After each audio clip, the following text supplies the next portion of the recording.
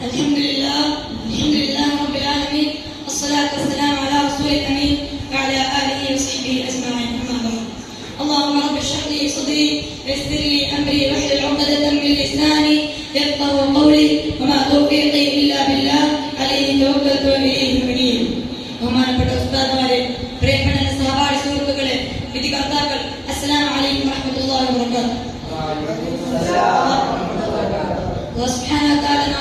ഇവിടെ ഒരുമിച്ച് കൂട്ടിയതുപോലെ അവന്റെ കമനീയമായ ജന്നാത്തുൽ ഫിർദൗസിൽ ഒരുമിച്ച് കൂട്ടി അനുഗ്രഹിക്കുമാറാകട്ടെ.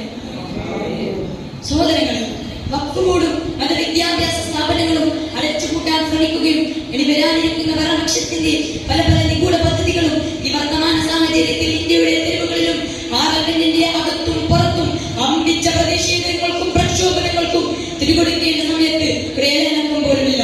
എന്താണ് ഇന്ത്യൻ മുസ്ലിങ്ങൾക്ക് സംഭവിച്ചത്?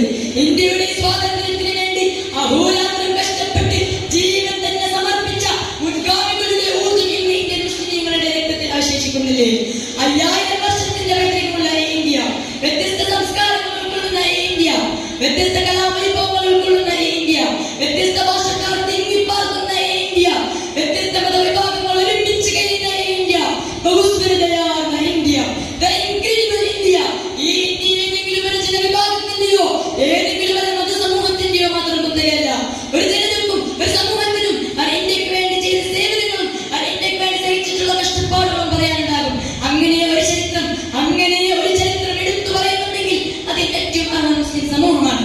മുസ്ലിമീങ്ങൾ അർപ്പിച്ച സംഭാവനകളും സേവനങ്ങളും അനൽപമാണ്. ഇന്ത്യക്ക് ഒരുപാട് മുസ്ലിം നേതാക്കളുടെ ചരിത്രം പറയാനുണ്ട്. ഗാന്ധിജി പറയുന്നുണ്ട്, ഒരുപാട് രാജ്യത്തിന് സ്വാതന്ത്ര്യം ലഭിച്ചിട്ടുണ്ട്, അതിനുവേണ്ടി ഒരുപാട് ആളുകൾ സംസാരിച്ചിട്ടുണ്ട്. ഇന്ത്യക്ക് വേണ്ടി സംസാരിച്ചതിൽ ഞാൻ ഒന്നാം സ്ഥാനം നൽകുകയാണെങ്കിൽ അത് മൗലാന മുഹമ്മദ് അലി ജവഹർ ആയിരുന്നു. ആരാണ് മൗലാന മുഹമ്മദ് അലി ജവഹർ? അദ്ദേഹം ഇന്ത്യക്ക് വേണ്ടി എന്താണ് ചെയ്തിട്ടുള്ളത്? നന്നായി നമ്മൾ അറിയണം. മൗലാന മുഹമ്മദ് അലി ജവഹർ കാലഘട്ടത്തിന്റെ ഇതിഹാസമാണ്. 1931 അദ്ദേഹം അന്തരിച്ചെങ്കിലും എന്നും ദേശസ്നേഹികളുടെ ഹൃദയത്തിൽ കൂടിക്കൊള്ളുന്ന ഇതിഹാസമാണ് അദ്ദേഹം. ഇസ്ലാമിക മൂല്യങ്ങൾ മനസ്സിൽ അർപ്പിച്ചു വെച്ച് ഈ ദേശത്തിന്റെ സ്വാതന്ത്ര്യത്തിന് വേണ്ടി, ഈ ഭാരതദേശത്തിന്റെ വിമോചനത്തിന് വേണ്ടി പ്രയത്നിച്ച മഹാനാണ് അദ്ദേഹം. 1931 അദ്ദേഹം പങ്കെടുത്ത റൗണ്ട് ടേബിൾ കോൺഫറൻസ്, ഒന്നാം വട്ടമേശ സമ്മേളനത്തിൽ നടന്ന സംഭവങ്ങൾ തന്നെ ഒന്ന് കണ്ണോടിച്ചാൽ മതി.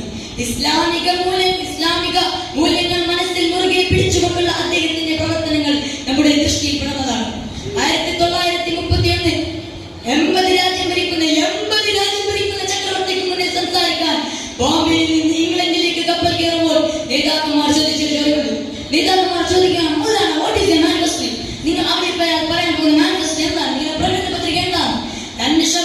തന്റെ നീല ഷെർവാണിയുടെ പോക്കറ്റിൽ നിന്ന് കൊച്ചു പതിപ്പ് ഖുർആൻ ഉയർത്തിപ്പിടിച്ചുകൊണ്ട് കാണിച്ചു, this is my manifesto, this is only my manifesto. ഇതാണ് എന്റെ പ്രകടന പത്രിക, ഇത് മാത്രമാണ് എന്റെ പ്രകടന പത്രിക.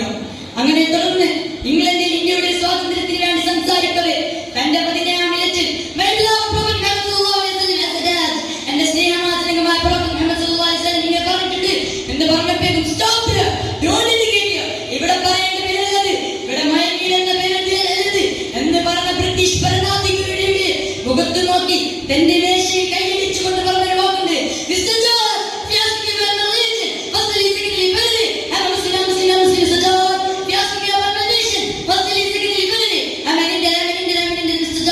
നിങ്ങൾ പറയുന്നതിന്റെ മതത്തെ കുറിച്ചാണോ?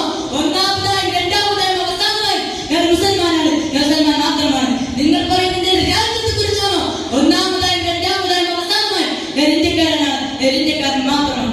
ഇത്തരത്തിൽ ആരും വയ്ക്കാതെ അസത്യത്തോട് പൊരുതാൻ തയ്യാറായ നേതാക്കന്മാർ ഇന്നും ഇന്ത്യൻ മുസ്ലിമീങ്ങൾ ഭാഷമുണ്ട്. ആരും വയ്ക്കാതെ അള്ളാഹുവിനെ മാത്രം വയ്ക്കുമെന്ന നേതാക്കന്മാർ. അള്ളാഹു പറയുന്നുണ്ട്,